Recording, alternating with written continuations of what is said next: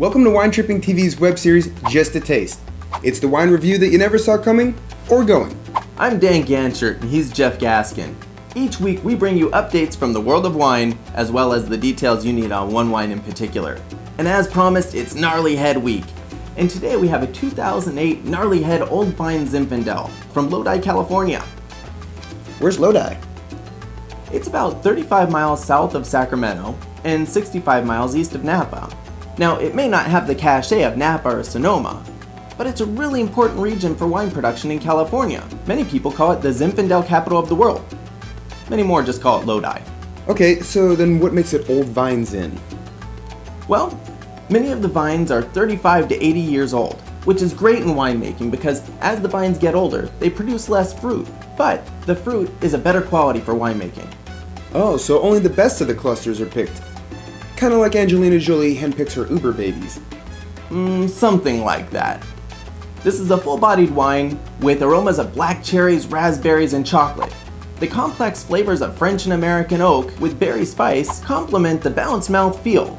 The winemaker feels that this goes well with barbecue, pulled pork, fajitas, and chili, which coincidentally goes well with the price point of $10.99. Now, if you're watching on winetrippingtv.com, look at the link below the video to learn more about this wine. Speaking of low price points, did you hear that in Australia, they're saying that Chinese counterfeiters are undercutting their prices and producing fake Australian wines? Now, the Chinese wine market is worth more than $120 million, and the Australians were hoping to expand on that growth as American and British exports have slumped. Now, the big problem is Australians are worried that the Chinese view of the quality of Australian wines might be tainted. Well, maybe the true Australian wines just didn't pair well with cat. Are you hungry?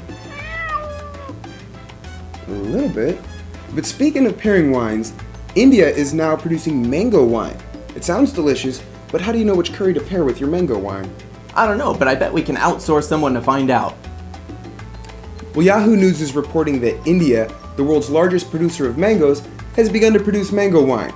Now, their rationalization was that Italy and France once had a big overage of grapes, so they became great wine producers.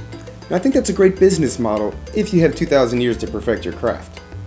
Well, I bet they'd be really efficient at picking the mangoes in the orchard. They'd just create one of those dancing triangles and move through the orchard.